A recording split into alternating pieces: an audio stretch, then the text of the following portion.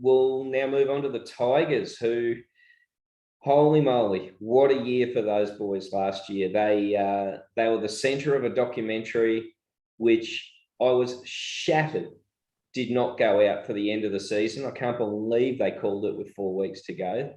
But maybe with a season of 8 and 16 and lots of pressure on the coach, that's why they called it. So, yeah, what do you got about their stats for last year, mate? 8 and 16, 9th best offense. So just outside the top 8 on offense, but 2nd worst defense, right? So they could score, okay, but just couldn't defend for shit, right? So, yeah, tough year for the Tigers. You know, I had them in the 8 last year. I saw them as a smoky. I really rate Madge as a coach. I think he's a good. Look, I love that Tigers documentary, right? So, over here in Indo on the Fox Sports app, whatever it's called, Watch NRL. I got it uncensored. So I got all the F-bombs dropped, right? So it was much better because you got that real sense of emotion, right? So, but you know what I mean? In that whole thing, he was the only guy who gave a shit. Yeah. Right? It was Madge, right? And how bad is that he's the only guy who gives a shit? So him and Adam Dewey were the only two who I thought really had a dig. And Dewey's out for the first part of next season. So I think it's going to be another tough year for the Tigers. Let's look at their ins and outs, though, mate. Yeah, exactly. I'll talk about the outs, and look, probably their biggest one is Moses Mbai. He's a very good player, but he was probably below his best last year. But they'll miss him. They won't miss Joey Leilua. He's just a bomb waiting to explode every time he goes onto the field. And Michael Cheekham, I thought was a big out for them as well. He's pretty solid utility guy, but yeah, I hope they've got some good arrivals to boost what was a very, very lackluster team last year. Yeah, look, you know what I mean? I look at BJ Leilua leaving and think, you know, that's just going to help the squad. I mean, if you look at someone who you think is just a cancerous, you know, contributor to the overall team, he's that man, right? So, you know, he might have been able to beat up Chris Hyington, right? But, you know, you're still a fucking flog. So, in terms of the ins, a few ins for them. Interesting to see how they go. They pick up a Pommy centre in Olivier Gildart. Sounds more French than he does English. Jackson Hastings comes back from England. He'll be look, he was a good player over there. Just because you're a good player in England doesn't mean it translates to a good player in Australia, though, right? And then they pick up Tyrone Peachy, right? So decent player, decent utility. But you know what I mean? You know, maybe he's similar to Moses Mbai in terms of what he would bring to the team.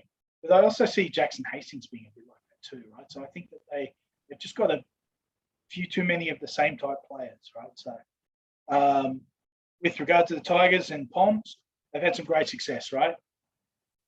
Andy Courier, you're talking Ellery Hanley, right? So, right, and Gareth Ellis, right? So 3 pretty good Poms that I think that they've had, right? You know, and they've had others. I think Lee Crooks was one back in the 80s as well.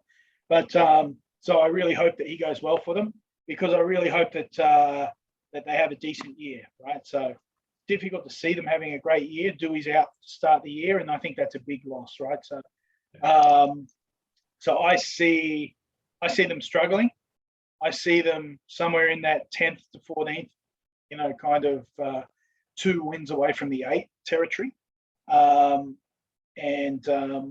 unfortunately missing the 8, and unfortunately Madge losing his job at the end of the year.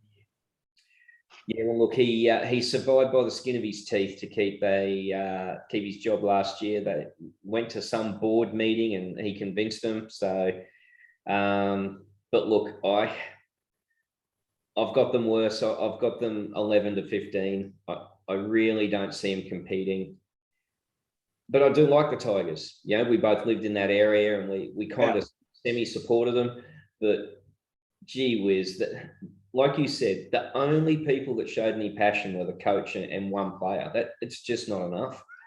No, no, agree. So, no, they're in for a tough year, and you know, Peachy's not that type of guy who brings emotion and gonna move them forward. Jackson Hastings, who knows?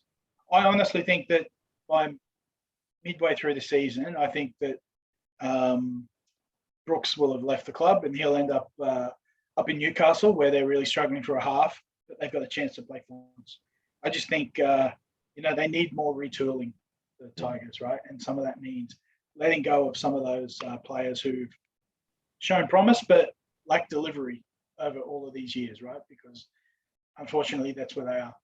Yeah, exactly. And look, they're not helping themselves by letting go of one of their other decent players, which is the younger brother of Leilua. That I don't know. I mean, anyway, that's another year problem, not for this year. So they've got him this year. See whether he even commits to playing well, knowing he's going somewhere else. That'll be interesting. Yeah, correct.